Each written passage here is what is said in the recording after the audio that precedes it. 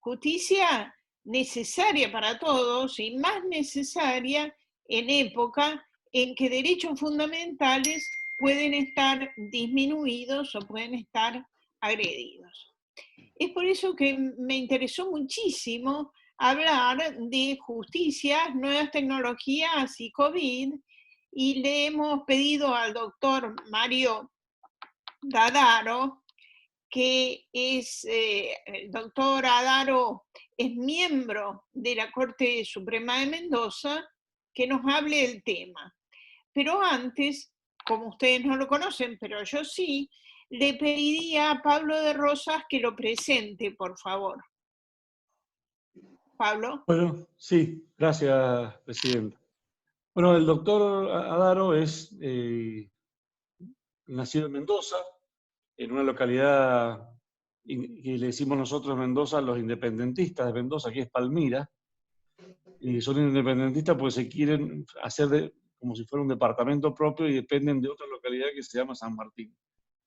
Él es, como el doctor Rivera, hincha fanático de San Lorenzo, y es ministro de la Suprema Corte de Justicia, es presidente del Instituto de Innovación y Tecnología y Justicia de la Junta Federal de Cortes, miembro del Comité Académico de Intercambio y Estudios Judiciales, es director académico y docente de la Diplomatura en Derecho Digital y Estado de la Universidad de Champañá, y hoy es vicepresidente primero también de la directiva de Reflejar, que es el Instituto de Capacitación Judicial de las provincias argentinas de la Ciudad Autónoma de Buenos Aires de las Cortes.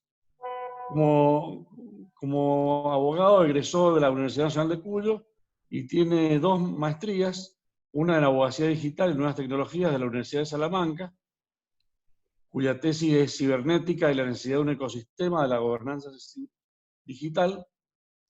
Tiene otra maestría en Magistratura y Derecho Judicial de la Universidad Austral, cuyo tesis fue el control de convencionalidad en el derecho del trabajo, y una especialización en Derecho Laboral en la Universidad del Litoral. Integra actualmente la Sala Laboral y Penal de la Suprema Corte de Justicia de Mendoza.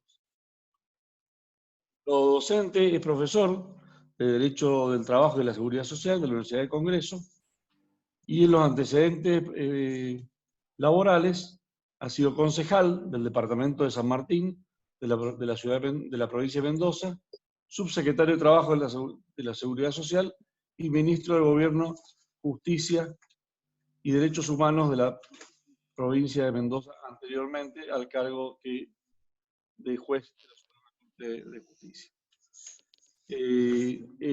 Hoy por hoy es un obsesivo del tema, obsesivo en buen sentido de la palabra, en el mejoramiento de los procesos en la justicia para digitalizar y acercar a la justicia a las nuevas tecnologías, y es de lo que nos va a hablar hoy. Así que bienvenido a la asociación, doctor Mario Dadaro. Gracias, Pablo. Muy buenos días a todas y a todos. Realmente me siento muy complacido de esta invitación a tan prestigiosa academia. Pablo ayer me insistía que tenía que usar traje. Me alegro no habérmelo puesto. No estoy en estos ámbitos. Sé que sabía del prestigio de la academia, pero bueno, estamos todos en nuestro hogar. Agradezco a Graciela Medina la invitación a este primer almuerzo virtual y también el delivery que me está mandando la familia agradecida. Lamento que la primera invitación que me la han hecho no pude ni almorzar, pero finalmente acá tengo un poco de vino mendocino y al final le voy a hacer un brindis para poder aunarnos en este encuentro. Bueno, Graciela te manda muchos saludos a toda la comunidad mendocina, tu paso por algún juzgado de paz de Maipú, así que, y tus nietos y tu hija por acá, así que agradecido la invitación. Bueno, básicamente la idea de esta no va a ser una charla ni disertación, sino espero que sea una conversación y poder intercambiar con este think tank jurídico tan importante. Básicamente la convocatoria de Graciela tiene que ver de cómo afrontamos la justicia, esta situación extraordinaria, compleja, que vive el mundo y el país, este combate que casi invisible, pues nosotros estamos acostumbrados generalmente a las catástrofes tangibles, pero estas que uno no ve, que uno no siente, que parece que no sucede nada, pero que tiene una complejidad, una gravedad muy grande, también nos ha puesto en situación de innovación a los poderes judiciales, y también estamos hoy con presión de los profesionales del derecho para poder litigar en forma normal, y bueno, estamos haciendo en forma progresiva, con tecnología, pero también con gestión, algunas modificaciones. Entonces, una parte, la final, si se quiere, va a tener que ver con esto, pero he tratado, porque soy un entusiasta, me he tomado el atrevimiento de tener unos primeros minutos de poder contar cómo veo el tema de la tecnología y su vinculación con la justicia. Básicamente, si recordando que este año falleció el gran filósofo argentino Mario Bunge, él decía que el derecho finalmente es tecnología social, porque básicamente la tecnología es un conocimiento científico que puede transformar cosas, procesos naturales o sociales. Entonces, estábamos más cerca de la tecnología de lo que creíamos, nosotros lo tenemos más vinculado a otros procesos TIC, pero la vinculación entre tecnología y derecho es de mucho más siglos de lo que uno cree. Y para empezar esta primera reflexión, a mí me gusta compartir, me gusta usar muchos videos, he intentado en esta no hacerlo, voy a usar uno al principio y otro al final. Me gusta para que uno pueda procesar cómo han sido los cambios. Esta es Tiempos modernos, del gran Sir Charles Chaplin, en la era de las máquinas se llama, 1936. Ahí uno puede notar esa gran transformación disruptiva que tuvo la segunda revolución, ahora la vamos a ver enseguida en sus etapas, pero no solo me gusta esta imagen, porque aparte solo el humor y el sarcasmo nos interpela y también nos hace pensar cómo son los procesos de sistematización y a veces de alienación, ¿no? Cómo cuestiones que pueden ser hechas por una máquina también son complementadas por el ser humano, y ustedes van a ir viendo ahí un pequeño ensamble que hemos hecho de también muchas de las cuestiones que hoy en en tela de juicio, cómo la tecnología puede llegar a transformarnos y también reemplazarnos. Hay ustedes han visto mucha bibliografía del reemplazo y si se quiere, el futuro del mundo sin trabajo humano. Yo finalmente, si quiere, tengo alguna reflexión sobre eso, pero me parece muy paradigmático esta imagen que hemos podido ensamblar. Como verán, comparto con mi hijo la máquina, entonces tengo estos fondos de pantalla. Un segundín y seguimos. Básicamente, los procesos de las revoluciones las podemos dividir en 4, no voy a andar en teoría que todos ustedes conocen, pero para hacer una pequeña reflexión, la primera que tuvo que ver con la mecanización, el uso de la máquina a vapor y los combustibles fósiles. El segundo, el de la electricidad, y también, como veíamos recién, la industrialización, el concepto fordista, si se quiere, del trabajo humano. Y el tercero, el de la informática y las telecomunicaciones. Acá quiero pararme porque es donde, más allá que ya estamos viviendo una cuarta revolución, es donde hoy nos encontramos, a pesar de que esta revolución tiene más de 20 años, 25, es donde hoy nos encontramos la mayoría de los poderes judiciales, y yo diría que el Estado en general.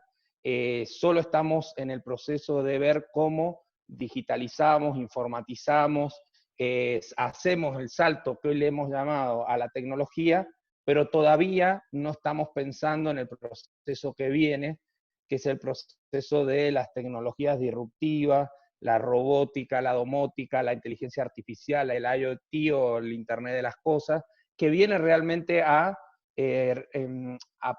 si se quiere, interpelarnos en un cambio realmente profundo, que es el del cambio permanente. La disrupción básicamente es eso, cómo existe un cambio permanente y cómo nos adaptamos. Entonces, básicamente es la primera idea de transmisión es: relájense, no se pongan angustiados, sino que vamos a vivir en el cambio permanente, y básicamente lo que tenemos que comprender es que tenemos que adaptarnos a ese cambio permanente, Y ese cambio permanente, por lo menos en la función de la magistratura y del derecho, tiene que ver con la capacitación constante y con la capacitación colaborativa, que también me voy a tomar unos minutos al final. Entonces, esta disrupción, primera afirmación, si se quiere, nos ha venido a modificar el paradigma de llegar en etapas, a distintas etapas, si se quiere, de la vida o del mundo, y es conocer que estamos en cambio permanente. Y esto yo ya lo decía o cuando me ha tocado dar algunas charlas antes del COVID, y nada mejor que el COVID para mostrarnos que puede ocurrir en cualquier momento de nuestra vida humana cambios profundos y permanentes, y a los que nos tenemos que adaptar. Lo único que sí me modificó el COVID en lo que pensaba es que para mí el siglo XXI iba a tener que ver con la disrupción de la tecnología, y nuevamente nos demuestra la historia del mundo que la gran disrupción es la naturaleza, no es la tecnología, como ha ocurrido en siglos y siglos de nuestra humanidad. Pero primera afirmación, si se quiere, es cómo la tecnología nos tiene que cambiar el modelo de pensamiento y vivir en una situación de cambio profundo que es muy administrable y, si se quiere, gobernable.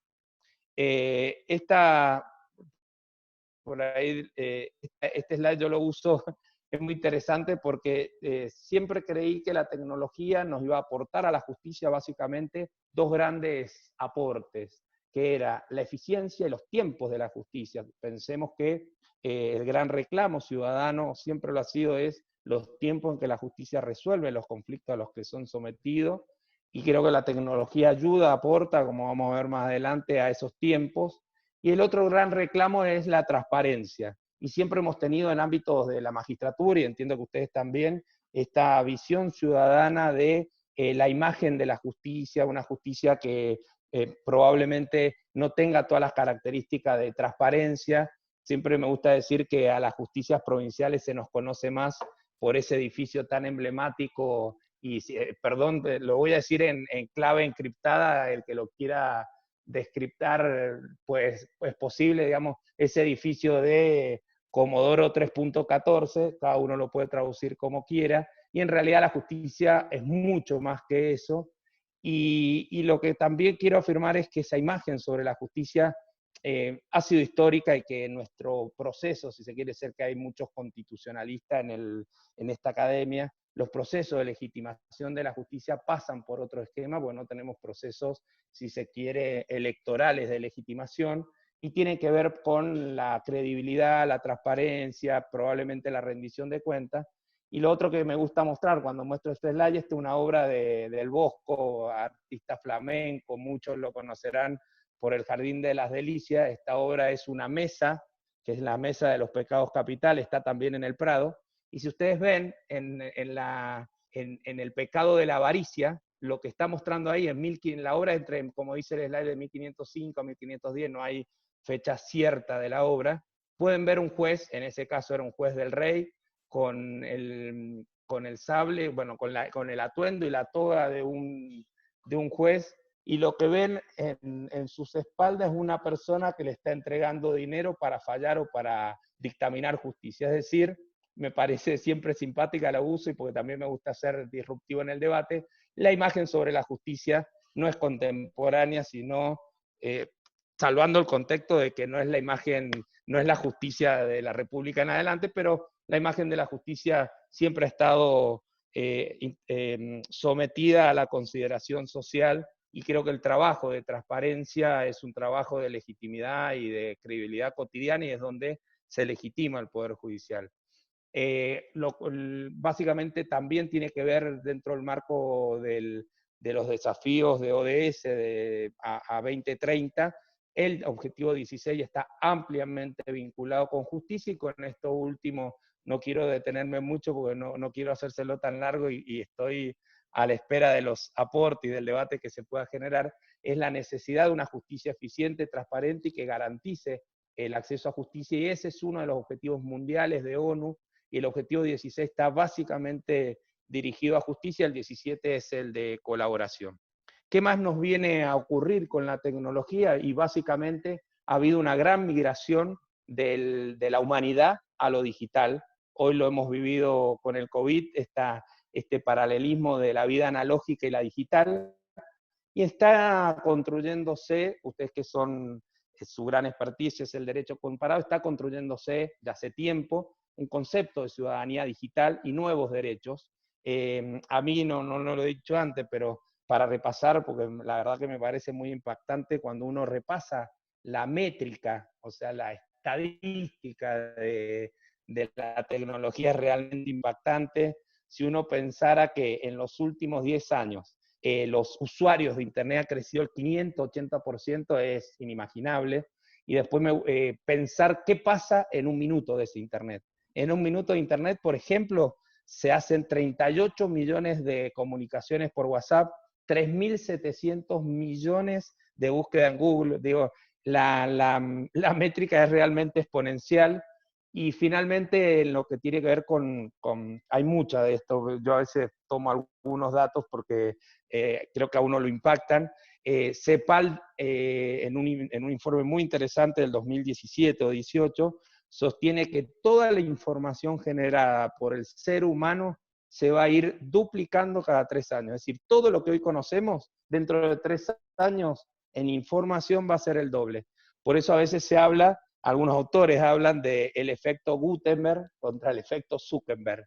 El efecto Gutenberg es que la imprenta o el gran invento de la imprenta y de la comunicación y de las letras como acceso ciudadano al conocimiento, llevó más o menos unos 5 siglos llegar a 1.200 ciudadanos. Y Zuckerberg llegó a ese mismo número, 1.200 usuarios en 5 años.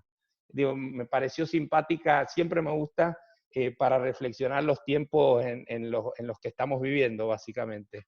Y como decía, esta ciudadanía digital, concepto que ya empezó a elaborar en su momento, también falleció Stefano Rodotà, jurista, filósofo italiano, que nos habla de estos nuevos derechos, y es muy importante empezar a verlo, el derecho, ¿por qué no? Si va a ser un derecho fundamental, el acceso a Internet, la neutralidad en la red, que es un tema por ahí muy técnico, no para que lo discutamos, lo podemos hacer en el debate, pero una discusión muy grande, sobre todo en el último gobierno del presidente Trump, que está tomando postura sobre la neutralidad de la red. Hace rato que hay un conflicto judicial, todavía no llega a la Corte Americana, sino están las cortes locales, entre Netflix y AT&T sobre la neutralidad y sobre la capacidad o no de discriminar los datos que corren sobre la red, los derechos ARCO, básicamente englobados en lo que muchos de ustedes conocen, sobre todo los constitucionalistas, como el derecho al olvido,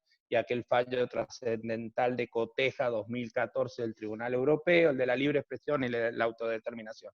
No es el momento de los derechos, pero sí básicamente plantear las nuevas construcciones y los nuevos desafíos que tiene el derecho, y también, ¿por qué no brevemente, los desafíos que va a tener cada una, así como la tecnología nos cruza transversalmente en nuestra vida cotidiana, profesional, como padres o como trabajadores, también lo hace con las ramas del derecho. Pensemos en los desafíos que va a tener en el futuro el derecho civil, con a lo mejor los accidentes o los daños provocados por auto autónomo, va a ser responsable, siempre ha sido, ¿no?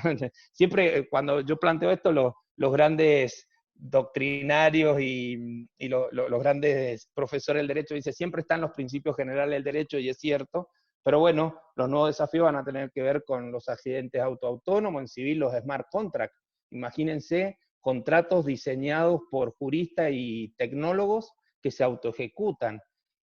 Y lo simpático que cuando se autoejecuta un smart contract, esa autoejecución se llama sentencia. Mi pregunta en eso es, no sé si dentro de un par de años, a lo mejor décadas, la sentencia para la ciudadanía sea la ejecución de un smart contract y no un acto jurisdiccional de algún juez. Pero bueno, para pensarlo, también el desafío donde está mucho más desarrollado en el derecho penal y los nuevos derechos, perdón, los nuevos delitos, la nueva tipificación penal vinculada con la tecnología, en el derecho del trabajo y cómo se afectan las notas típicas del derecho del trabajo y la relación de dependencia. Pensemos en los casos de la uberización del derecho del trabajo, y por qué no, también en el derecho constitucional, ya que está en juego criterios como la soberanía, criterios como la soberanía política, la económica, los límites, la frontera. Por ahí hoy con el COVID no hemos vuelto a la soberanía mucho más clara, territorial y de frontera, pero claramente la tecnología, la moneda, los blockchain, el e-commerce, también en lo tributario.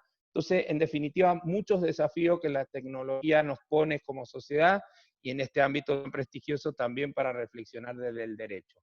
Ya ahora sí me di el gusto, perdón si los aburrí, pero me di el gusto de un capítulo resumido sobre la tecnología y el derecho, y queríamos contarle un poco cómo afrontamos el COVID desde los poderes judiciales. Voy a dar un pequeño ejemplo de cómo lo afrontamos en la provincia de Mendoza y luego, a través de un relevamiento que hicimos con el Instituto Federal, la situación del resto de las provincias.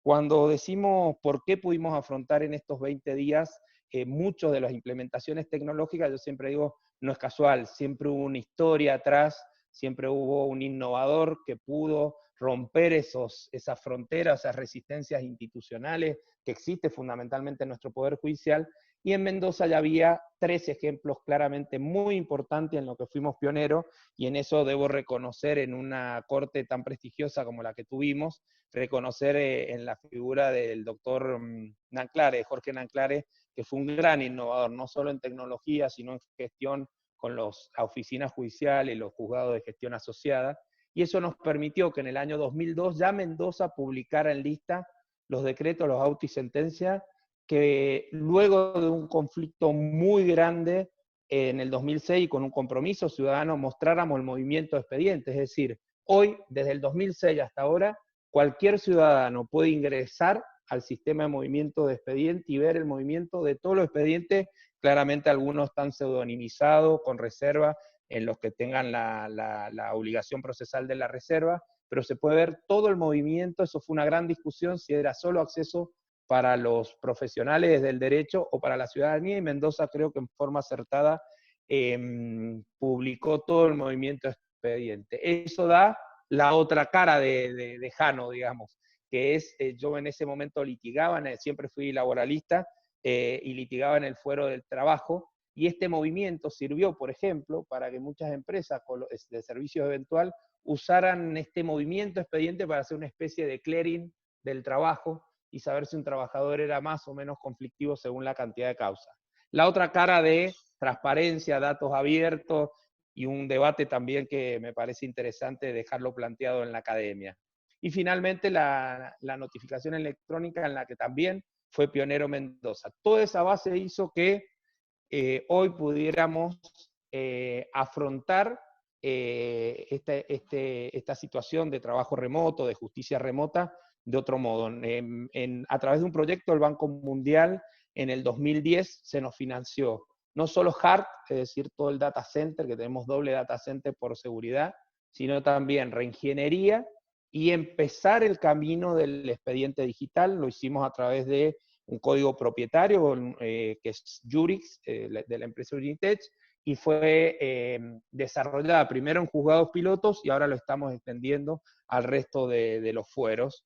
En segundo lugar, ya en el 2006 logramos el sistema de libramientos de fondos judiciales en forma electrónica, y también una aplicación que la tuvimos piloto, que ahora la vamos a extender a todos los fueros, que era esta aplicación Express, que es expediente previamente solicitado, que le permitía al profesional pedir a través de la aplicación un turno y tener una atención diferenciada en digamos, lo que es la cola de atención a profesionales, y ahora nos va a permitir, porque entiendo yo que esta situación por lo menos va a ser hasta primera semana de septiembre, poder al retorno, si es que va a retornar la presencialidad, poder tener una administración más inteligente de evitar carga y circulación de personas y poder, a lo mejor, con gestión, extendiendo la jornada horaria, con esta aplicación, empezar a retomar en cierto modo una normalidad de atención y de acceso a la justicia. Meta 4, eso lo voy a superar porque es un tema de administración de personal, data center, como dije, uno principal y otro de réplica para el backup, que eso es muy importante. y un tablero de comando y dato abierto, porque soy de los que insiste que la justicia tiene que ir camino a la transparencia y a la rendición de cuentas. El equipo de DevOps, lo he puesto, pero es básicamente un equipo que hicimos hace un año a partir de que la Corte me asignó el plan tecnológico. Quitamos de la coyuntura parte de los desarrolladores y solo los dejamos con innovación, pensando no en la asistencia técnica, en los problemas cotidianos, sino ir pensando en desarrollos propios, y eso nos permitió que en menos de 8 días, cuando se decretó la cuarentena, pudiéramos hacer una mesa de entrada de escritos digitales para todos los fueros y todas las instancias. Hoy en Mendoza se presentan en forma remota escritos con y sin firma digital. La dificultad es que la firma no había sido tramitada por todos los funcionarios, nosotros somos organismos certificantes y estamos también en el proceso de extensión de la firma. El otro proyecto que hemos hecho que nos parece interesante, que es el de calendarización de audiencias con inteligencia artificial. Básicamente este desarrollo lo que hace es, todas las audiencias que entran en el fuero penal son aproximadamente entre 200 y 220, buscamos el modo más eficiente de asignarlas, ya sea por espacio físico, juez, fiscal y partes, para que no extenderla en el tiempo, y esto nos ha permitido calendarizar casi 1 año y medio en 25 o 30 minutos. Estamos todas las noches recalendarizando cuando las audiencias se suspenden y poniendo el modo más eficiente las audiencias. Eso lo hicimos con la UTN, está en proceso de prueba. También la mayoría, y esto lo paso rápido, conocen a Prometea y lo hemos implementado junto a Juan Corbalán en el fuero tributario. Lo voy a dejar esto para el final porque... Y una cuestión de expediente inteligente lo voy a dejar para el final porque no quiero abusar del tiempo. En cuanto al teletrabajo, la primera reacción que tuvimos fue la habilitación de VPN para la mayoría de los magistrados y luego secretarios y empleados. En 2 o 3 días habilitamos 1.200 VPN. Nosotros, magistrados, somos aproximadamente 330, así que el resto eran de funcionarios y empleados judiciales. Eso lo hicimos en 3 días. El sistema que le contaba, el sistema MET, que es de Mesa de Entrada de Escritos Digitales, el de libramiento de fondos judiciales, estaba solo para el fuero del trabajo, y que eran más o menos unos 70 jueces, y extendimos en 2 días 250 habilitaciones de transferencia, así que estamos durante la semana pasada y creo que el viernes terminamos la capacitación para el uso de todas las herramientas, entre ellos el libramiento de fondos judiciales. Hicimos gestión también con el Banco Nación, que es nuestro agente financiero provincial y también del Poder Judicial, con el Banco Central, y ustedes habrán visto si hay algún especialista en derecho bancario que se autorizó la semana pasada 2 grandes cosas. Una, la posibilidad de notificación electrónica a los bancos para la apertura de cuenta y transferencia, y la segunda, las que todavía, por lo menos en Mendoza, se denominan cuentas de usuras pupilares. Aliento a los grandes procesalistas y doctrinarios que intenten cambiar ese nombre, que son básicamente el pago de cuentas de deudas de alimentos que tenían dificultad de transferencia electrónica de un banco a otro, digamos. Y por último, como les decía, la capacitación online. ¿Cuál es la radiografía o la estadística de todo el país? Este fue un relevamiento de las 23 provincias más ciudad autónoma. El total de las provincias tiene un 67% del total de su personal en teletrabajo. En cuanto a la recepción de escritos digital en forma remota, el 80% de las provincias cuenta con esa herramienta. Es muy bajo, como vemos, la posibilidad de libramiento de fondos judiciales en forma electrónica, y ya estamos en el 67, yo creo que un poco más, porque esto es una estadística de hace 10 días. Yo creo que estamos probablemente rondando el 80 de la posibilidad de audiencias virtuales, pero eso obviamente implica la capacitación, las herramientas. Básicamente las herramientas son, muchos han usado Jitsi, que es un programa de open source que corre sobre nube RSAT. Teams de Microsoft, que es muy interesante porque han habilitado un trial gratuito durante 6 meses del Office 365, y eso nos va a permitir, por un lado, armar equipos de trabajo, y por el otro lado, utilizar la herramienta para audiencias remotos, que es Team. Webex, que es de Cisco, también 3 meses, que muchas sobre todo Chubut lo está usando. Creo que si hay mucho provincia de Buenos Aires están por usar Teams.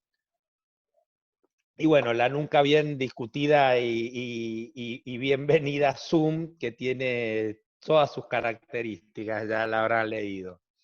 ¿Hacia dónde vamos? Básicamente entiendo que esta innovación impuesta, que me gusta decirme a mí, en este periodo, tenemos que pasar a una transformación consensuada. ¿Por qué hablo de innovación? Porque básicamente la innovación lo que hace es incorporar herramientas o procesos nuevos a lo que uno ya está haciendo, pero básicamente sigue haciendo lo mismo con nuevas herramientas. Y creo que hay que ir pensando también en transformar algunos procesos, por eso hablo de la posibilidad de ese salto al expediente totalmente digital, encontrar algunos procesos para empezar a construir el expediente inteligente, así como el smart contract. Creo que hay algunos procesos sistematizados y seriados que podríamos desarrollarlos, y más allá que algún procesalista me va a matar por el impulso de las partes frente al impulso de oficio, creo que hay algunos procesos, por ejemplo, pensemos en el tributario, que podrían ser autoejecutados, y en vez de pensar dónde digitalizar el proceso, pensar al revés, de ese proceso que se autoejecuta, dónde poner control o cross-checking humano, fundamentalmente en la sentencia. Dos grandes proyectos que hoy tenemos con la Junta Federal de Corte y el Instituto, uno es una nube privada en ARSAT, que la primera intención es que los poderes judiciales podamos saltar al paradigma de la nube en un ecosistema protegido y con gobierno de datos, es decir, con máquinas virtuales en ARSAT. Ya tenemos contratado máquinas virtuales por 7 años en ARSAT, y estamos en el proceso de adjudicación, primero de transferencia, porque nos lo está financiando el Ministerio de Justicia de la Nación. Y bueno, obviamente en este contexto la prioridad de los recursos de la Argentina está puesta en salud, pero entendemos que es muy importante este desarrollo, porque lo que nos daría es, la segunda etapa es una plataforma de desarrollo colectiva, y esto nos va a permitir que todos los informáticos de los poderes judiciales del país, en principio, puedan en esta plataforma hacer desarrollos conjuntos y poder colaborar y hacer, por ejemplo, la mesa de entrada que hizo Mendoza, poderlo hacer con desarrolladores de todo el país y poder compartir en forma colaborativa. Estamos muy entusiasmados con ese proyecto, y hoy tuvimos una primera reunión con gente del Consejo de la Magistratura, porque entendemos que puede ser posible esa confluencia que a veces no logramos entre las justicias provinciales y la justicia federal, poder por lo menos que la tecnología nos linkee en un trabajo más sinérgico y más propositivo.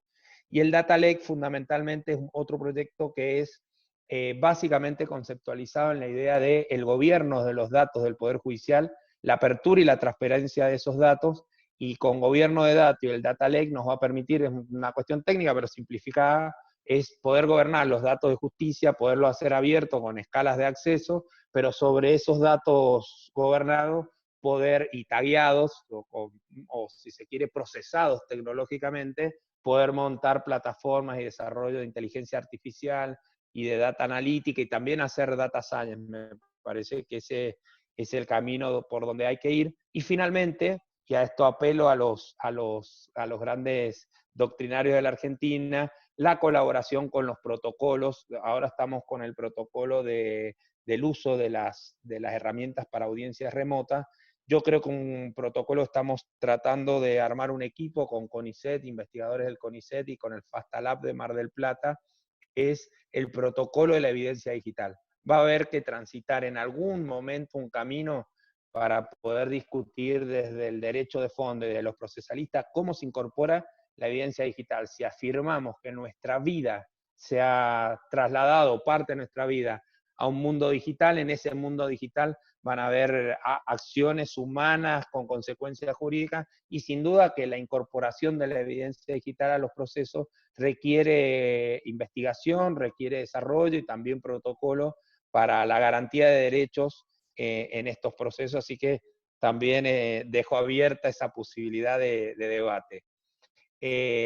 Los grandes ejemplos, si se quieren, en el mundo, puse algunos, hoy hay miles de esta justicia, de esta cuarta etapa de justicia, o de esta cuarta revolución que tiene que ver más con las tecnologías disruptivas. Ya muchos de ustedes deben conocer Prometeo, un desarrollo claramente de soberanía judicial y nacional, porque se hizo en el ámbito de Ciudad Autónoma de Buenos Aires, la Fiscalía Contenciosa Administrativa que dirige Juan Corbalán.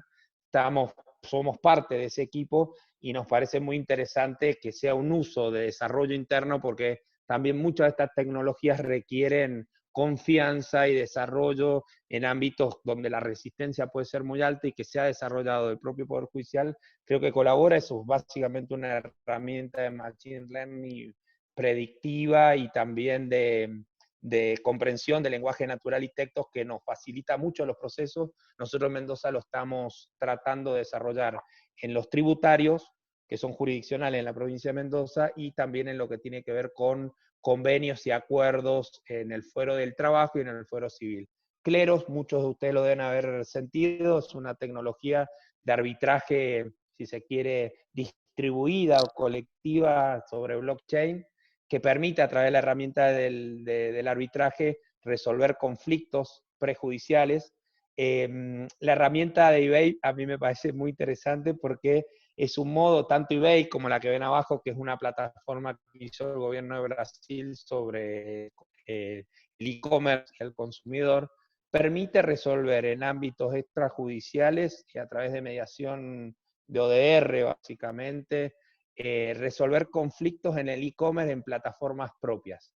Esto, yo siempre digo, va a tener que ver con la confianza y el desarrollo. Hay que aprender de estas prácticas, porque el día de mañana, cuando nuestros hijos y nietos, millennials y centennials, empiecen a ser, ya lo son, ciudadanos que reclaman de justicia una respuesta, y que tengan credibilidad en esa justicia, probablemente van a confiar más en este tipo de plataformas que les resuelve si una compra no fue satisfecha, y con un modelo de encuesta sobre satisfacción que le resuelve ese conflicto en menos de 5 o 6 días, y que le otorga y lo satisface en la compra que ha hecho.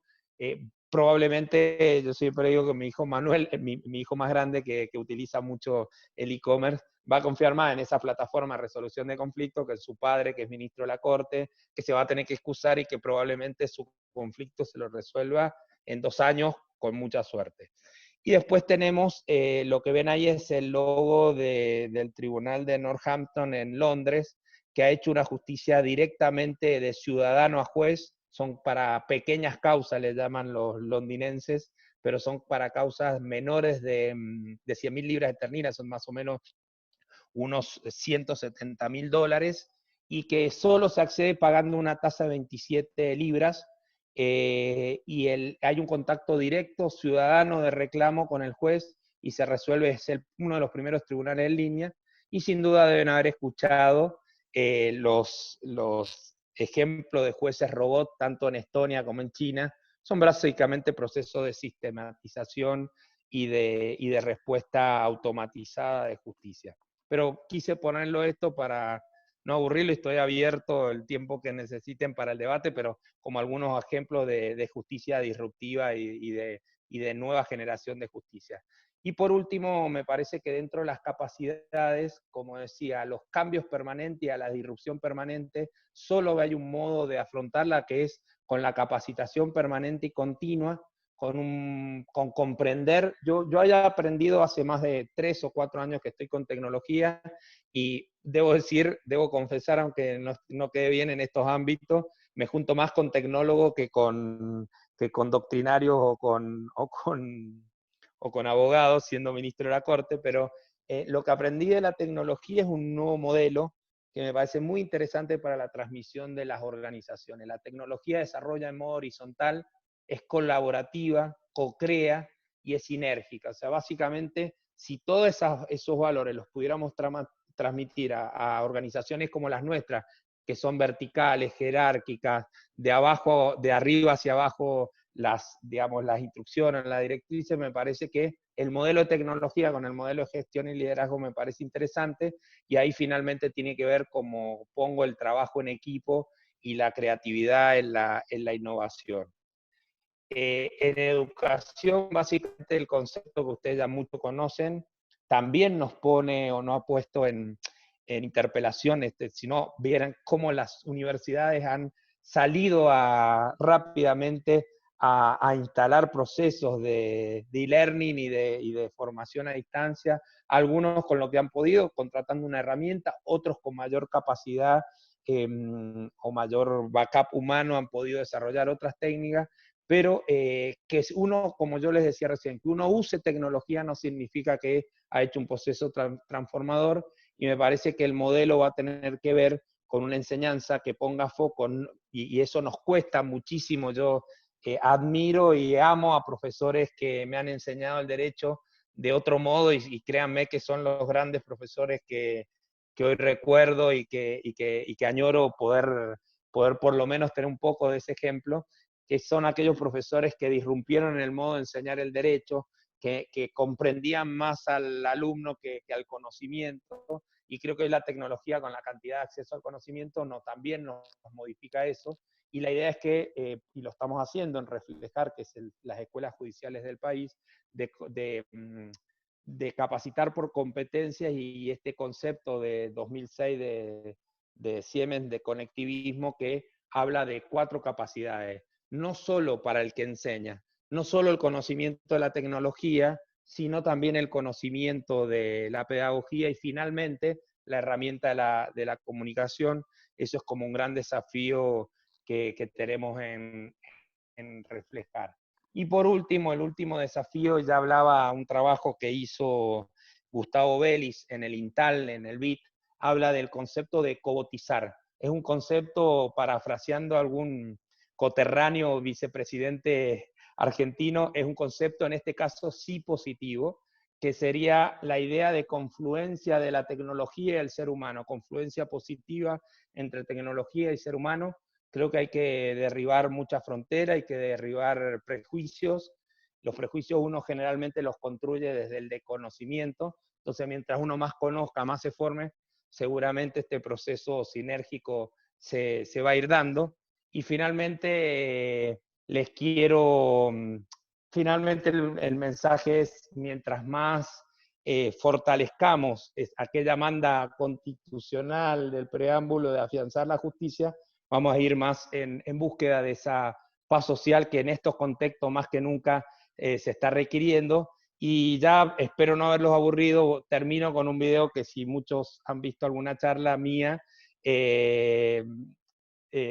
siempre me gusta utilizarla porque es una de las grandes películas que, por lo menos para mi generación de ciencia ficción, nos marcó, y me parece que muchos no recordarán esta parte, este tramo de esta gran película, que es Volver al Futuro 2, o la 3, me parece que es la 2, en la que me gusta utilizarlo como, no sé si reflexión final, si hay muchos profesionales del derecho que litigan, espero que los ponga, que por lo menos les genere algún nivel de contradicción.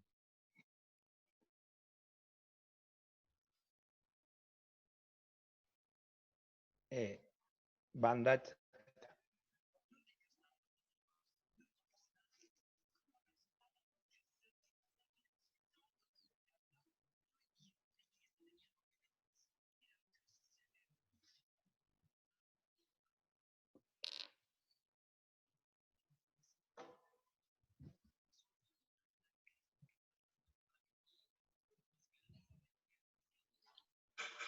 El que primero se va a cargar, después lo vamos a, me parece. ¿No se está viendo? Sí, sí, yo lo estoy viendo. Se ve, pero no tiene sonido. A ver, voy a entonces a compartir, se los voy a repetir. Sería que hay que colocar, compartir audio en la computadora. Sí, lo puse al inicio. El video tampoco se vio, el de Chaplin tampoco tuvo sonido. Bueno, el de Chaplin es mudo. No, tenía el de Chaplin suele tener sonido de como eran en las películas anteriores, pero ya lo voy a buscar y en todo caso se los comparto. Pero bueno, agradezco nuevamente la presentación y poder compartir con ustedes esta charla o este debate con grandes juristas. No sé si alguien... Bueno, Mario, Sí. muchísimas gracias por su exposición y por su amplio paneo por todo lo que es la informática y el derecho, y sobre todo en el derecho procesal, que además viene de alguien que está en la cabeza de un poder, lo que lo hace mucho más importante, porque nos demuestra que sí se puede y que sí se pueden establecer cambios y que estos cambios se pueden hacer rápidamente y pueden ser eficaces para la sociedad toda, que en estos momentos necesita de respuestas de la justicia, y de una justicia que no se puede reunir en forma presencial como siempre quisiera. Dejo abierto entonces ahora las preguntas al doctor Adaro que alguien le quisiera hacer.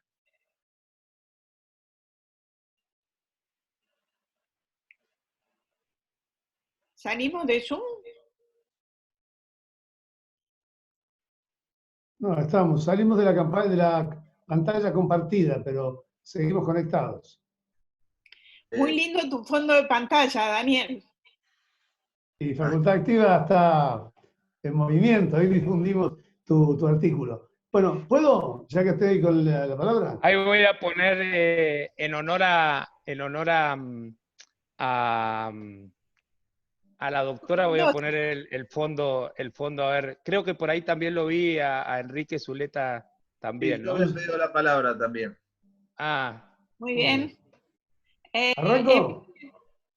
Empecemos entonces con Daniel y seguimos con Daniel Vitolo y seguimos con el doctor Alberto de la Vía. Después también yo quiero hacer alguna pregunta. Hola, Mónica. Bueno, primero, felicitar al doctor Adaro por la charla, que fue tremendamente interesante y también muy innovadora. Y la pregunta que yo quería hacerle es, ¿cómo ve él estos procedimientos que se están tratando de generar para, en las llamadas disputas domésticas, pequeñas, manejar resoluciones de enfrentamientos judiciales por sistema de decisiones en base a mecanismos de algoritmos? bien, sí. Que A ver, ya se están utilizando para algunas infracciones administrativas. Se te escucha muy mal, Daniel. pero creo que lo entendí, doctor, si tiene que ver con métodos de resolución de conflictos, ya no ODR, o sea, en línea, sino donde el desarrollo son máquinas de inteligencia artificial que resuelven el conflicto con lógica y somete a las partes en forma, ya sea así, el resultado. Lo que quiere decir es que lo realiza no un juez, sino un algoritmo, digamos, similar a lo que se hace en Estonia con las causas de 7.000 euros y la que está ensayando China. Yo creo que Y lo que hace Estados Unidos también con el tema de infracciones de tránsito. Infracciones de tránsito, multas, exacto. claro. Si a usted le parece que estamos muy lejos, y por supuesto, siempre dando la oportunidad de un acceso judicial de revisión con personas humanas, pero si a usted le parece que estamos lejos o cerca de ese mecanismo. A ver, hay que distinguir 2 o 3 etapas. Capacidades tecnológicas de desarrollo existen para hacerlo. Yo siempre digo que en todo lo que uno se quiere imaginar, todo, imagínense cualquier cosa, por ahí salvo la muerte, pero en algún momento se va a resolver. Todo lo que usted imaginen, la tecnología lo va a poder resolver, todo. ¿De qué depende? Y bueno, depende de si es socialmente posible, si es éticamente admitible, y si jurídicamente también es posible, digamos. Pero básicamente, finalmente tiene que ver con el consenso social y la construcción sobre la decisión de este tipo de desarrollos. Yo creo que en algunos ensayos pueden ser posibles que finalmente para algún tipo las plataformas que mostré, tanto la de Amazon como la de eBay, están desarrollados sobre algoritmos, pone a las partes en forma sincrónica la posibilidad de la resolución y las partes aceptan o no de acuerdo a la confianza. Finalmente, más allá de que la justicia tenemos esa imposición constitucional y jurídica que viene del consenso social, termina siendo consenso social sobre las resoluciones. Yo creo, para volver a su pregunta, es que no estamos lejos de la tecnología, es posible desarrollarlo. Creo que hay que construir consensos sobre los resultados. Obviamente, como la respuesta la dio usted mismo, sobre el control final humano, si se quiere, que en definitiva es consenso de esas apelaciones o del modo de resolver a través de estos desarrollos de algoritmos. No sé si le respondí. Sí, me respondió perfectamente. Coincido también. Y el tema es que lo que ocurre es que en este tipo de resoluciones por inteligencia artificial, en las experiencias que se están dando, lo que se está encontrando es que hay muy poco recurso por las partes, que ha dado una enorme satisfacción, que es muy poca la disputa posterior para contradecir lo que ha establecido la máquina, ¿no? Tan diferente de lo que ocurre con las resoluciones de personas humanas. Es realmente curioso. Bueno, es más que curioso, ¿no? Nos interpela mucho más profundo. Si las nuevas generaciones, entiendo yo, empiezan a confiar en esos desarrollos, yo no hago ni tecnofobia ni tecnofilia, digamos. Me parece, soy un pro tecnología, pero me parece que hay esquemas donde nos tienen que hacer reflexionar la confianza de la ciudadanía y del futuro de esos ciudadanos sobre las instituciones. Yo creo que también está en juego, he visto varios constitucionalistas, a Enrique, que es un gran jurista y sociólogo, está en juego también el sistema de democracia indirecta, ¿no? Hasta dónde seguimos con el modelo de representantes que toman decisiones cuando hoy hay muchas decisiones que pueden ser, no en forma plebiscitaria, sino en forma directa tomada, la herramienta hoy lo permite. No llegar al punto de, a mí me gusta decir de la oclocracia, no es un término mío, está en el contexto también griego, que es la democracia de las multitudes. No llegar a la multitud, digamos, a esta cuestión de viralización irracional o que se ha producido, que también es uno de los grandes problemas que tenemos, la no reflexión en esta viralización. Pero bueno, también está en juego la democracia en el sentido, no la democracia, sí el método indirecto. Creo que se puede consolidar aún más con la herramienta y hoy la tecnología lo permite. Muchas gracias, doctor. Alberto Dallavilla. Muchas gracias, Graciela. La saludo a Alejandra Rodríguez Galán, que está en Moscú, desde acá, desde Buenos Aires. Doctora Daro, muchas gracias por su exposición. Me resultó muy ilustrativa.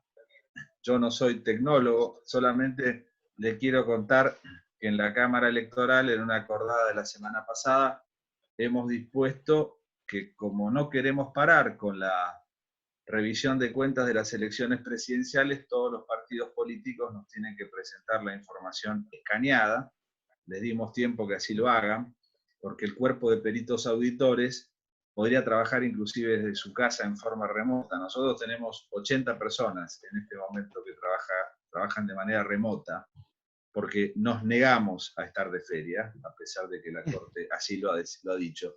A mí me da vergüenza como juez estar de feria. La palabra feria me molesta y me parece que es un pésimo mensaje que damos a la ciudadanía. Entonces, estas nuevas tecnologías, que yo considero que son un camino de ida, entiendo poco de todo lo que usted explicó, pero entiendo y veo que vamos aprendiendo. Esta semana, con la doctora Medina y con muchos otros, nos estamos entrenando en el uso de la firma digital y en el uso digital de los expedientes, y todos saben que en muchos tribunales en la Argentina lo que sobran son expedientes atrasados que los ciudadanos esperan que podamos sacar sentencia. Entonces, en un país que está pasando una pandemia, algo que no esperamos, pero donde no tenemos una declaración de emergencia por parte del Congreso, donde no tenemos una declaración de estado de sitio, o sea, donde no estamos formalmente en un estado de excepción, tenemos al Poder Judicial parado y al Congreso de la Nación parado. El Congreso de la Nación, lejos de la e-democracy que algunos propugnan desde su casa, porque está el doctor Zuleta, pero muchos teóricos sobre este tema nos dicen que estamos muy lejos de eso, encuentra reparo para ver si puede hacer una sesión virtual. Y hay una discusión enorme sobre el reglamento o no de las cámaras, a ver si esto es posible. A mí me parece que vincular todo esto con el Estado de Derecho es muy importante, porque lo tenemos que volver como instrumentos a favor. Hubiera preferido que desde el primer momento el Poder Judicial diera una licencia extraordinaria para sus empleados en situación de riesgo, para no abarrotar los tribunales, todas medidas que son absolutamente racionales e inclusive entendibles sobre esa posición de fuerza que tomó el gremio. Pero es inentendible que el Poder Judicial pare cuando hay actividades imprescindibles y hay muchas actividades que se pueden realizar por esto. Era mi intervención y Sí. más que Bueno, una pregunta es... gracias, doctor. Sí. En primer lugar, agradecerle, disfruto de sus fallos en la Cámara Electoral. Hay algo que ustedes hicieron el año pasado y es muy importante para la democracia y vinculado con la tecnología, que fue el acuerdo para la difusión de espacios, si se quiere, seguros de difusión de noticias electorales, el acuerdo que hicieron con Facebook y con Google para la fake news. Me parece que los procesos electorales son fundamentales, sobre todo si uno ve el contexto hacia dónde va la tecnología, porque básicamente Internet nació para ser libre, abierta y democrática, y le pasó lo que le pasa a todas las herramientas de la humanidad. Terminó concentrada, terminó perfilando ciudadanos, y ese es un gran debate, como usted bien dice, la vinculación de la tecnología, los nuevos derechos y las nuevas garantías de ciudadanas, ¿no? Muy vinculadas a la base democrática, y que hoy también no se está debatiendo, pero muchas de las aplicaciones que se han utilizado para el traqueo y seguimiento ciudadano de la salud, que son fundamentales, hay que hacer una discusión sobre esos términos y sobre el modo en que el Estado lo está utilizando. Y finalmente, con respecto a la justicia, creo que uno de los 4 servicios fundamentales, tanto salud, que está full, seguridad también, educación, que está con la complejidad, y viendo ahora el marco de Mercosur, que creo que Paraguay, no sé qué otro país ya estableció el inicio lectivo recién para el 2021. Creo que justicia, coincido que el acceso a justicia es fundamental.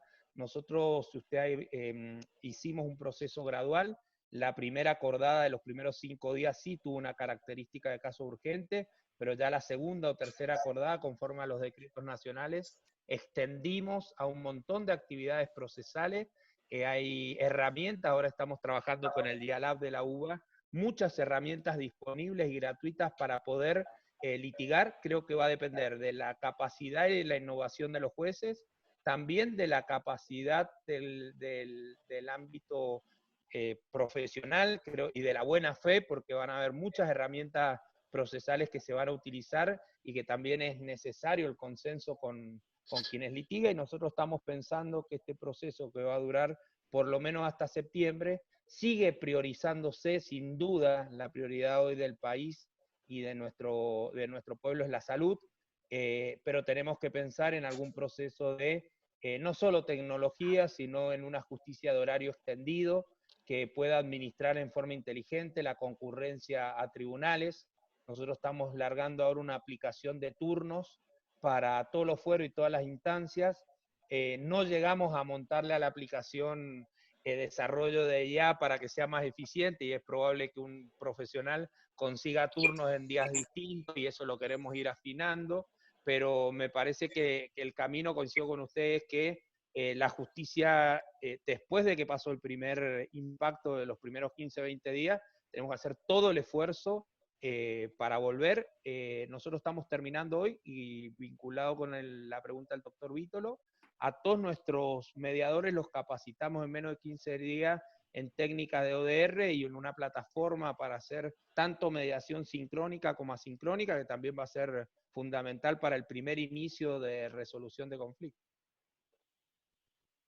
Muchas gracias, doctora Adaro. Tenemos a Enrique Zuleta, tenemos a Julio César Rivera y también estoy yo anotado en la lista de preguntas. Y Daniel Vítolo dice que clarísimo sus respuestas. Muy bien, Julio Rivera. Te escuchamos, Julio. Primero. Bueno, está bien, te di la palabra, después se la doy a Zuleta. Bueno, gracias. Tres comentarios muy breves. El primero, tengo a Graciela de testigo, y me refiero a la exposición del doctor Daravía, de mi consternación desde el primer día por la concentración del poder público en el poder ejecutivo y la desaparición virtual de los otros dos poderes del Estado. Y la adopción por parte del Poder Ejecutivo de medidas que han limitado la autonomía personal de manera muy significativa, sin ningún control de los otros poderes, mientras que uno ve que en otros países, por ejemplo en España, las medidas son propuestas por el presidente del gobierno al Parlamento o están sometidas a alguna forma de control. Acá no tenemos ni control del Poder Legislativo ni control del Poder Judicial. Con lo cual, si se suele decir que en la guerra la primera víctima es la verdad, en esta pandemia la primera víctima ha sido la Constitución y las libertades de los ciudadanos, que son afectadas por medidas que algunas pueden pasar el test de razonabilidad, pero otras son sumamente cuestionables desde este punto de vista.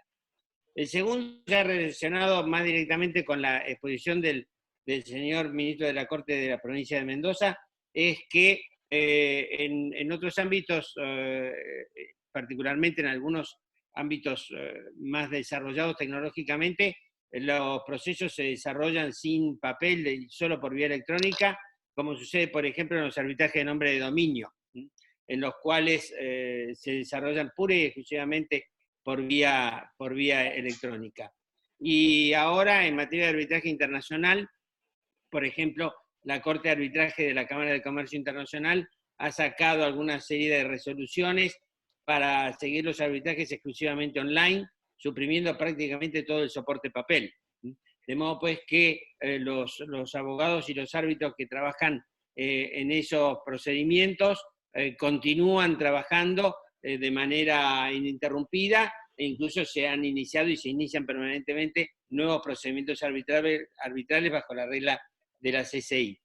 Y el tercer comentario es agradecer al expositor, al doctor Dadaro, por esta muy linda y muy interesante exposición y el ejemplo que da el Poder Judicial de Mendoza al ser indudablemente un pionero y en el uso de herramientas informáticas para la optimización del servicio que debe prestar el Poder Judicial. Muchas gracias. Gracias, doctor. Sin duda coincido, todo el ámbito comercial y el soporte jurídico al comercio ya hace años que viene desarrollándose. Es muy simpático ver, si ustedes googlean, hay una empresa americana, DocuSign se llama, como firma, que se dedica básicamente a garantizar contratos internacionales y firmas digitales, y tienen un video del mundo en 3D, cómo viaja la firma digital, cómo viaja de un lugar a otro en una animación que es muy emblemática y muy simbólica de ver cómo la actividad comercial y jurídica hoy ha traspuesto la frontera. Así que claramente el ámbito comercial y el derecho comercial tiene una evolución de hace años. Un solo dato más. Ayer recibí uno de esos mails que llegan de una compañía internacional que ofrece servicios para la realización de las audiencias virtuales, es decir, con sujetos que están, por supuesto, en distintos países, y el sistema asegura la identificación de las personas, su participación en la audiencia, etcétera, con lo cual puede conectar a árbitros, testigos, expertos, etcétera, y abogados que están en distintos países y realizar la audiencia de modo absolutamente virtual. Me pareció también muy interesante, lo compartí con los colegas de mi oficina. ahí un solo aporte. Usted, doctora, córteme cuando no tenga que aportar, porque si no... pero el gran problema que tenemos como Estado es que no nos identificamos como un único Estado, más la complejidad federal, más la complejidad de los tres poderes, y hay una gran cantidad de herramientas y de base de datos donde el Estado podría darle mejores prestaciones a los ciudadanos que no se comparten.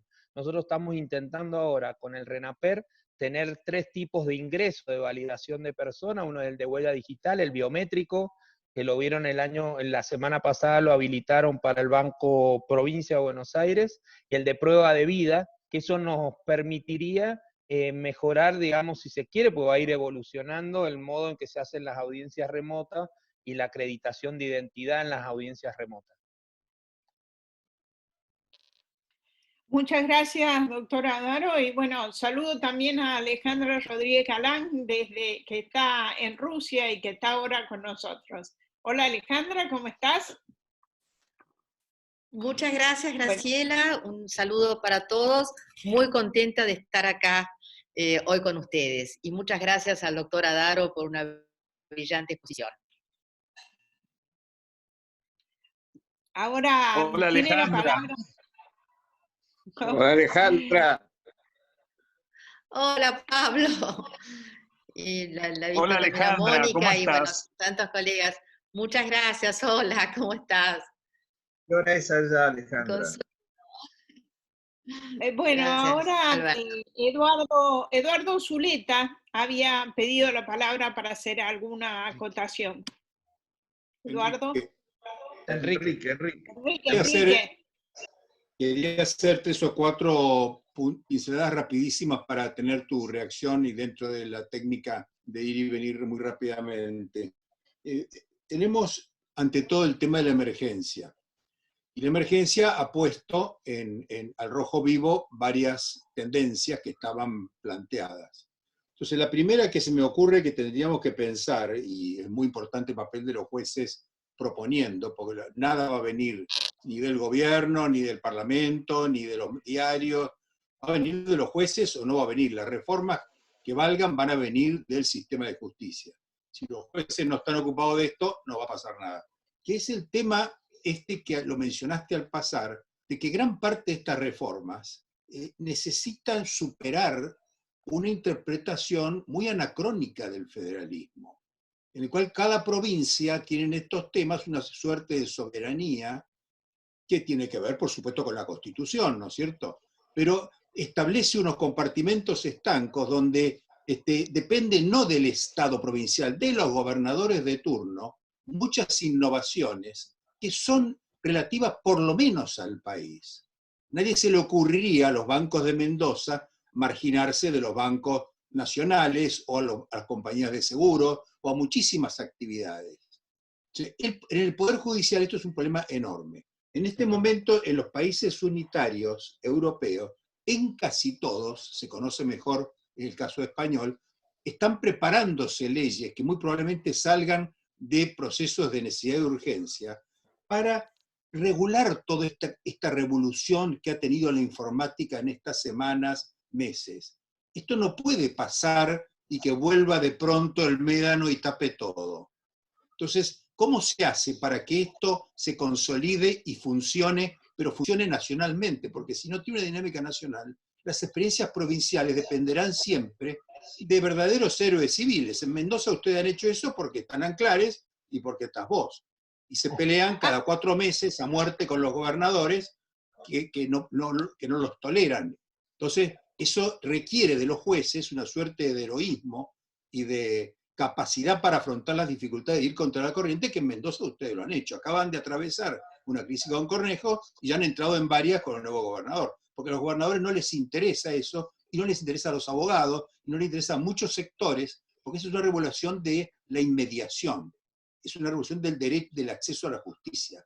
Es una revolución de la demanda, no de la oferta. Entonces me parece que este es un tema que lo tenemos que ver ahora. El federalismo y los mecanismos de toma de decisiones, los protocolos, las tendencias. Tiene que haber un acuerdo entre los poderes judiciales para poner en marcha ciertas reformas de implementación que tienen que pasar por algunas dificultades que plantean los obstáculos mentales, digamos, de la interpretación del papel del Poder Judicial a nivel provincial.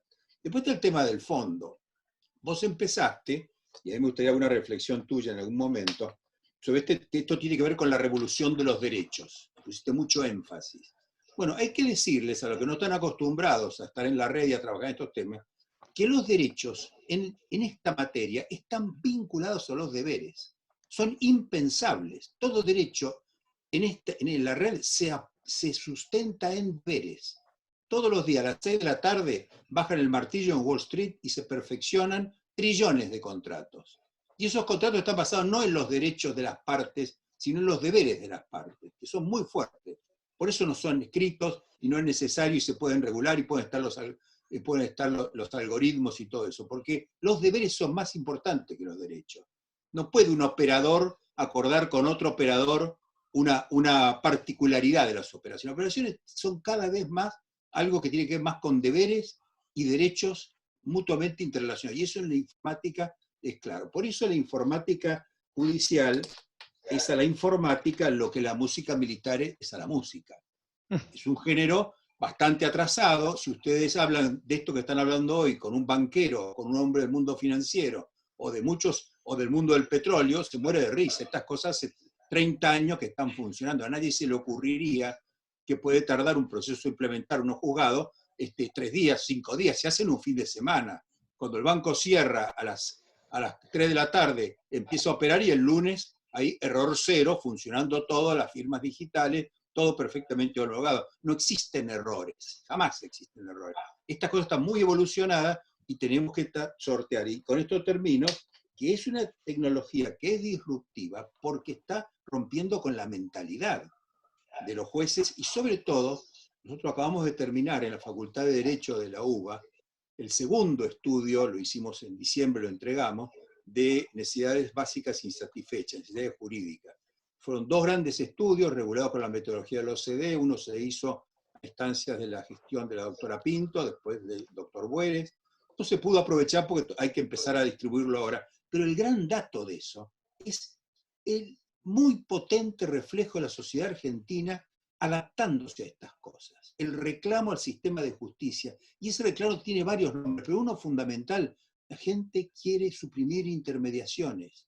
No le molestan los abogados, ni los jueces, ni el sistema, nada. Hay una buena actitud, se ha demostrado con la pandemia. No es una sociedad rebelde, tramposa, que está inventando transgresiones, eso no es verdad. Tampoco es una sociedad anómica, como decía Carlos Nino. Es una sociedad muy activa, muy modernizada, absolutamente al día, y que lo único que está pidiendo es que el sistema de justicia se adapte a esa forma de vivir de todos los días. Que si no, cuando se entra a la justicia, se entra a una especie de catedral, ¿no es cierto?, con unos monseñores y con unos climas y unos olores y unos inciensos incomprensibles. Este estudio que acabamos de terminar y está a disposición de todos ustedes, por lo ha terminado la Facultad de Derecho, para el Ministerio de Justicia anterior, muestra que la sociedad está muy avanzada. Es una revolución desde la demanda.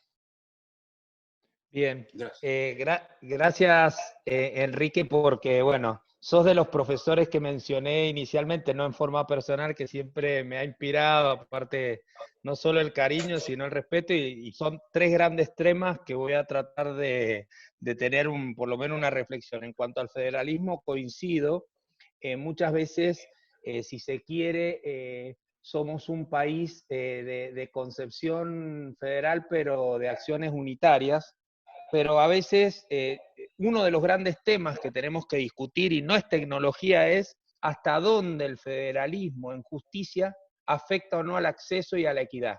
Digo, si yo tengo un juez que resuelve, no digo que hay que unificar los criterios porque creo en la independencia, básicamente es nuestra gran columna, pero hasta dónde la equidad del federalismo cuando jueces con 23 justicias distintas resuelven sobre el mismo daño, el mismo despide, con un montón de criterios distintos, digamos. Eso por un lado el federalismo. Coincido con vos, y eso en España hace tiempo está la discusión y no está superada. España no está más evolucionada que nosotros. España tiene una gran dificultad tecnológica de interoperatividad, sobre todo con las comunas autónomas. España ha hecho, la verdad que es kafkiano, hizo 3 tipos de procesos digitales distintos para notificar, para expediente digital y para recepción de escritos, creo, con 3 nombres de empresas distintas que no interoperan. Interoperar es como dialogar, para que se entienda, entre procesos, entre desarrollos, si se quiere, de software, y eso, agréguenle a eso las comunidades autónomas. España tiene un descalabro tremendo y creo que tenemos que aprender desde ahí.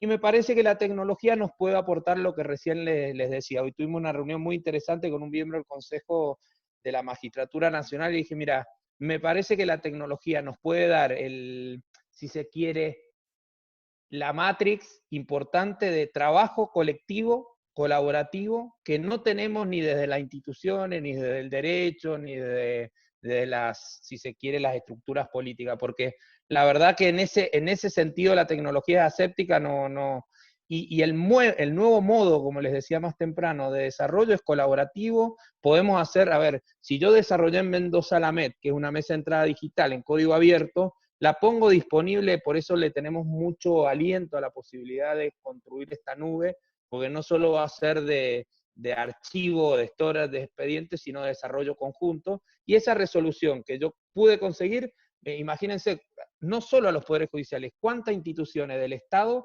requieren una mesa de entrada digital? ¿Cuántas? Casi todas, ¿no? Bueno, podríamos superar el estereotipo de gazalla atendiendo y poder hacerlo digital. Eso claramente se puede resolver. Y eso es una cuestión sinérgica que no tiene que ver con el federalismo. Yo en eso sí soy mucho más, si se quiere, unitario, siendo del interior, como vos sabés que me presentó recién Pablo de Rosa. Con respecto a derechos y deberes, claramente los nuevos derechos tienen un gran componente de concientización a muchos de los que nos gusta difundir o que estamos en la difusión tecnológica y de derecho de la protección de datos personales. Siempre me gusta afirmar que cuando uno baja una aplicación tenemos una traducción argentina de la aplicación, que es, creemos que las aplicaciones son gratuitas, y el free de las aplicaciones es que la aplicación es libre, no gratuita. El free es que es libre, entonces hay que construir en esa libertad, cuando uno va a bajar una aplicación, la conciencia de qué significa el uso de esa aplicación en cuanto a nuestros datos personales, nuestros gustos, si se quiere, nuestro mineo de datos que hoy tiene la red, que es el gran negocio. O sea, el próximo negocio no es el petróleo, no es vaca muerte, son realmente los datos, y quien lo comprende pasa por ahí. Entonces hay un gran componente en los derechos, de derechos y deberes, y de comprensión ciudadana, si se quiere, del uso de la tecnología. Muchos dicen, y ahí tenemos una gran responsabilidad quienes tenemos hijos, de cómo formar a nuestros hijos y nietos en esa natividad digital, porque va a haber un gran backup de nuestra información personal en las redes, que a veces van a saber mucho más que nosotros. ¿Cuántas veces no ha pasado que nos mandan una foto y dice, usted hace un año estaba en Sevilla? Ah, ni me acordaba. Sí, la red sabe que estabas en Sevilla, con quién estaba, a qué hora y qué comiste y dónde. Digo, esa comprensión que puede ser buena, yo por eso digo que son libres. Si uno es libre y comprende en esa libertad con consentimiento, ¿para qué lo usan? No hay problema. El problema es que hay un gran desarrollo de ese componente social que lo usa sin conocimiento, y no quiero caer en eso porque es larguísimo, pero desde el uso que hacen la ética de la web, la ética de la web es muy exigente.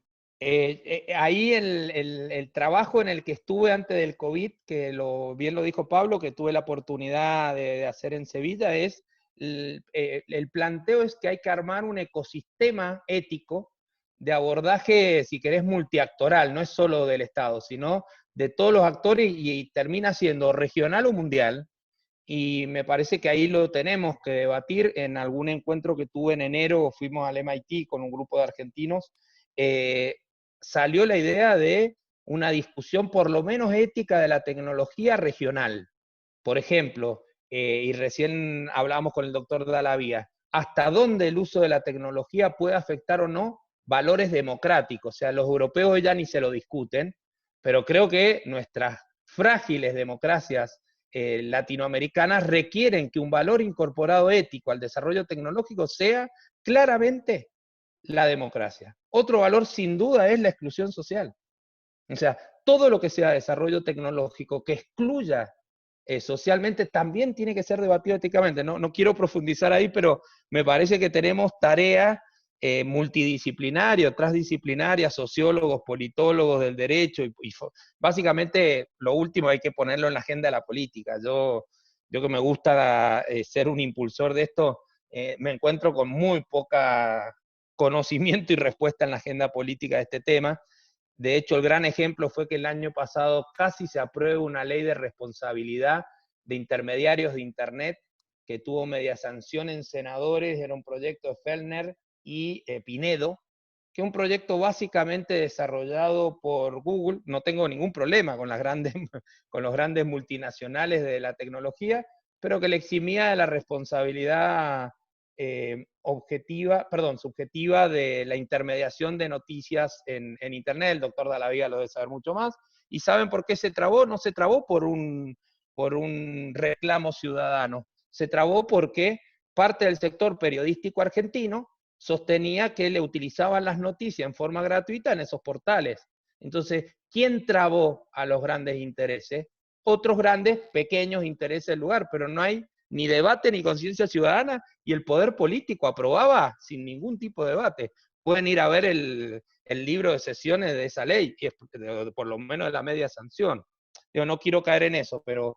Y finalmente es la disrupción en modelos mentales que planteaste, Enrique, que claramente coincido. Yo siempre digo que cuando se inventó la República, que venía a poner límite al rey, todos los vicios del rey se los llevó un solo poder, que fue la justicia, y nuestros edificios son palacios, y nosotros somos excelentísimos, y tenemos intrigas palaciegas, y bueno, eso es parte de un stand-up que tengo para otro momento, pero era parte de una reflexión, y coincido que lo que hay que desconstruir, si se quiere, son los modelos en que resolvemos desde el Estado en general y de la justicia el abordaje de los nuevos problemas sociales.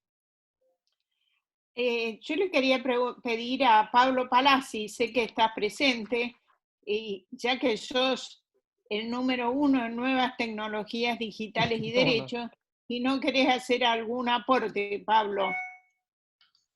Sí, puedo hacer un aporte. ¿Me escuchan bien? Sí, te escuchamos perfecto, pero no te vemos. Si querés habilitar la cámara. Pongo la cámara, perdón. Estaba... a ver, ¿cómo están todos? Esto de la cámara es muy complicado porque uno, no sé, tiene que mostrarse y bueno, me estoy acostumbrando. Mario, me encantó tu explicación y tu charla. A ver, yo más que preguntas, es un pensamiento en voz alta, ¿no? La ley de firma digital se aprobó en el año 2000, o sea, hace 2 décadas, ¿sí? Y se reglamentó hace 2 décadas. Está vigente la ley de firma digital y está vigente la firma digital y la firma electrónica. Hoy en día ustedes con 3 clics van a DocuSign o Adobe Sign o miles de proveedores y los instalan. No es cara. ¿Saben cuánto sale? Yo estoy probando un trial de Adobe Sign, sale 300 pesos por mes. Para una institución no es nada. Y el artículo 47 de la ley de firma digital obligaba a los 3 poderes a digitalizarse en el plazo de 5 años. Obviamente esos plazos que se ponen en la ley son plazos que sabemos que no se cumplen. Y ahora estamos obligados, frente a la pandemia, y un poco toco lo que decían acerca de los poderes que no funcionan o que funcionan a medias, a poder implementar esto, y obviamente nos vamos a ver obligados a digitalizarlo, pero hace 20 años que lo podríamos haber hecho, ¿no? Entonces la pandemia, uno de los resultados que va a traer es la obligación de digitalizarnos con firma electrónica o firma digital. Y de vuelta a esto, más que pregunta, es un comentario. Cuando leo el punto 11 de la acordada 4 de la Corte Suprema, veo con sorpresa que dice que los escritos se pueden firmar electrónicamente en los términos del artículo 288 del Código Civil. Ahora, cuando uno lee el Código Civil, solamente se habla de firma digital y no de firma electrónica. Y hay todo un debate doctrinario y jurisprudencial, porque ya hay unos casos, donde dicen que cuando el Código Civil incluyó la firma digital, solamente se refería a firma digital, no a firma electrónica. Pero para sacar una firma digital tienen que ir presencialmente, frente a un lugar, sacar un certificado. Mario está mostrando con la cabeza que sí, que ya conoce todo el tema, y que la nueva acordada de la Corte, la 12, dice, por ahora los jueces funcionen con firma electrónica porque no pueden ir a sacar la firma digital. Y yo digo, en realidad sí, tenemos un sistema de RENAPER que permite identificar con el DNI, con una foto, visualmente, con un porcentaje de 90-95% a todas las personas. Uno podría podríamos saltearnos al requisito de identificación presencial y identificar, como cuando uno abre una cuenta online para comprar bitcoins o algo así, identificar temporariamente a alguien y ahí dar una validez de una firma digital por 3 meses, por ejemplo, a todos los jueces. Tenemos la firma digital remota implementada por el Ministerio de Modernización en 4 años, que funciona perfecto y que tiene 86 autoridades de registro que permiten a sus miembros sacar firma digital. Entonces, yo sé que todo esto lleva tiempo y que hay mucha gente que no está acostumbrada al tema de la firma digital y firma electrónica, pero estaban las herramientas legales dadas para hacerlo, ¿no? Y es re fácil decirlo ahora con el diario del lunes, y yo no es que... y simplemente estoy repitiendo lo que he leído en todos lados y decir, bueno, qué lástima que no aprovechamos antes todo esto para hacerlo, digamos, y para poder arrancar con un servicio esencial como es el de la justicia, ¿no? Coincido, Pablo, y también un gusto, te he leído en varios documentos y escritos. Nosotros en Mendoza tenemos la totalidad de los jueces con firma digital, pero con certificados vencidos. Vos sabés bien que el certificado raíz de Argentina se vencía en octubre, y la semana pasada la ONTI sacó una resolución. Yo no sé cómo, porque no sé si no sé si no nos hemos salido del mundo, pero bueno, ha extendido 2 años más la validez del certificado raíz, que es sobre donde certificamos la mayoría tanto del token como de la firma remota. Y ahí hay toda una discusión, sobre todo para constitucionalistas, que es muy, muy específica, pero si la firma remota afecta o no el federalismo, porque el encriptador lo tiene el Poder Nacional. Pero bueno, ese es otro esquema. Coincido con vos, básicamente. ¿Cómo? Aunque tenemos otra pregunta sobre firma electrónica y firma digital. Sí, firma de electrónica y digital es básicamente una diferencia jurídica, no es técnica. Vuelvo a decir, es consenso.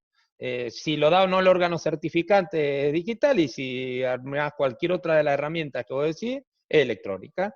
Me parece que en este esquema podríamos haber salido con un modelo intermedio. Y finalmente, como les dije al principio, cuando uno dice, bueno, ¿cómo abordamos esto? Y hay principios generales del derecho y procesales. La buena fe, la práctica profesional, la impugnación es o no. Porque bueno, hoy, por ejemplo, tenemos dificultad de traslado en las notificaciones a los demandados. Pero los abogados de los grandes demandados podrían fijarnos claramente un correo electrónico y fijarle notificación ahí. Ahora, la misma práctica profesional que nos reclama acción total de la justicia, no colaboran en darnos, porque nadie quiere ser notificado. Bueno, entonces, si todo el ecosistema judicial no colabora, si el salto, y va a ser muy difícil en esta etapa, y estamos pensando en sacarlo por carta documento, y en la carta documento constituirlo un domicilio, o sea, estamos haciendo todo el esfuerzo que te imaginás y más para ver cómo hacemos para el retorno pleno, si se quiere, de la justicia que teníamos. Tampoco éramos un gran servicio, digamos, pero sí, ahí está el otro paradigma que con Enrique siempre hablamos. Por un lado tenemos un bajo nivel de credibilidad en la gente, y por el otro lado hay una litigiosidad enorme. Es decir, el paradigma es, la gente no cree, pero concurre a tribunales a resolver su conflicto. Bueno, en algún momento da para sociólogos como Enrique, a mí me supera ese paradigma. Daniel Vítolo quiere hacer una pregunta sobre firma electrónica y firma digital, o un pequeño comentario. Daniel.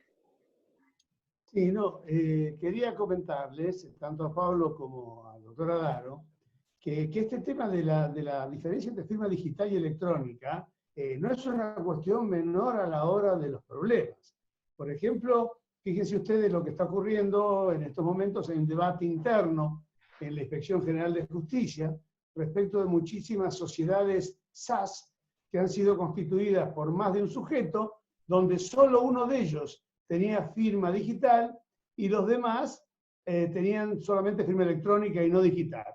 Y hay quienes han sostenido o están promoviendo la idea de que estas sociedades serían nulas, por ejemplo. Digo para que nos demos una idea de la importancia de esto, ¿no? Y me parece muy bien lo que explicó el doctor Adaro sobre el tema, y también Pablo. Es decir, la eficacia es la misma, es un problema de certificación. Pero este problema, ¿hasta dónde nos puede llegar a llevar un tema de incoherencia o inconsistencia tecnológica y en el concepto, ¿no? Sí, bueno, es también la resistencia a la tecnología, como decía Enrique, los modelos mentales, porque, bueno, también está, la otra diferencia no es solo, es también la carga de la prueba, ¿no? ¿Quién tiene o no la carga de la prueba, si es digital o es electrónica? Me parece, sí, claramente que la otra resistencia mental a la tecnología es que uno deja, se transforma en transparente casi 100%, entonces quienes ejercemos la magistratura y tenemos que publicar, imaginémonos que con firma digital tiene la firma un time stamping, es decir, sabemos cuándo y cómo se firmó una determinada sentencia o acto jurisdiccional. Imagínense en esto, el magistrado o el funcionario pierde, entre comillas, la facultad o la arbitrariedad de cuándo y dónde firma. Imaginémonos un expediente digital totalmente público. Se va a saber cuánto hace que un expediente está en el despacho del juez.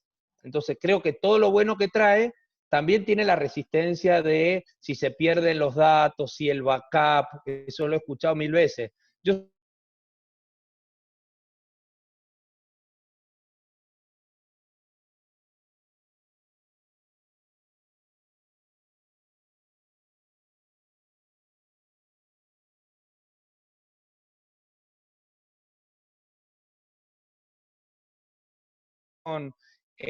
creo que la gran dificultad de la resistencia, por un lado, es cultural, que lo vamos a superar, pero porque ya están incorporándose las nuevas generaciones al Poder Judicial. La segunda es la pérdida del control del expediente y de los tiempos, digamos. Nos está pasando no solo con tecnología, por ejemplo, con las oficinas judiciales que le fijan a los jueces las audiencias, y el juez ya no puede disponer de su tiempo, y lo dispone en criterios o reglas de negocio.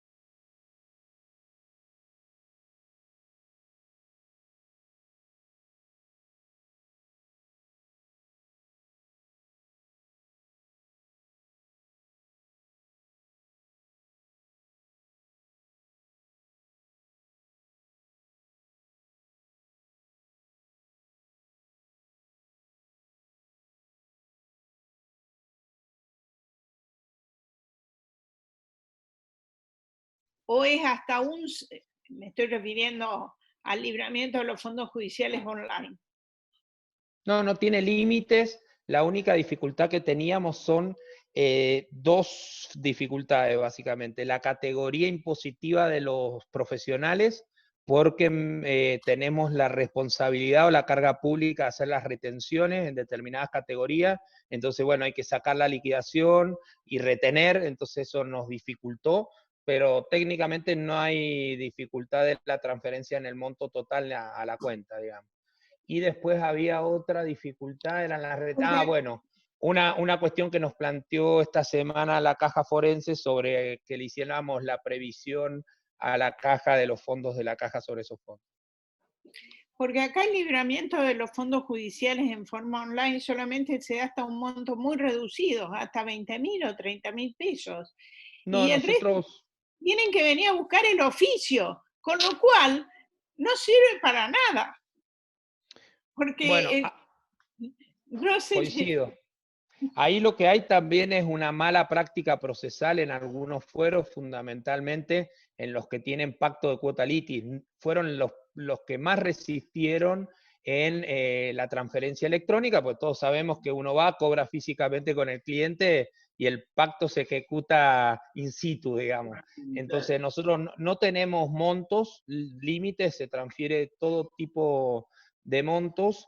Y sí teníamos esa dificultad que decía Graciela de las retenciones de caja y de aforo y de impuestos.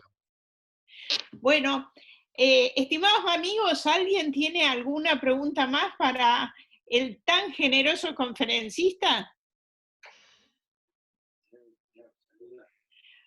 Si nadie tiene una pregunta más, solamente te podemos mandar un gran aplauso virtual y agradecerte fundamentalmente todo lo que has colaborado con nosotros y todo lo que hemos aprendido hoy y que hayas estado presente, aunque sea a la distancia. Prometemos que la próxima vez vamos a invitarte realmente a almorzar y esperamos que vos traigas el vino. Cómo no, y yo agradecidos de la invitación Debo decir que lo remoto lo que hizo fue permitirme abstraerme de a quienes tenía en el público, entonces me fue mucho más fácil. Si me hubieran invitado, más allá que hubiera disfrutado el almuerzo, creo que me hubiera sido más difícil. Te puse este fondo de pantalla en homenaje a vos, Graciela, y ahora que lo veo Enrique, y preparé, porque hago producción, preparé también el vino, no sé si se ve, para brindar a la distancia. Lo que no sabe el invitado es que en realidad el que habla en los almuerzos no come, pero bueno, esa es otra historia. Es como en Mirta Legrand, Bueno, muchas gracias. Y disponible para cuando quieran. Sé que este espacio de pensamiento también nos puede aportar mucho a la justicia. Quería hacerte un último comentario. Las primeras computadoras que tuvo el Poder Judicial de Mendoza las aporté yo en el año 1990, cuando era juez del 16º Juzgado Civil y Comercial Civil y Comercial. Bueno, dejaste un buen recuerdo después, muchos motivos, no solo por el equipamiento.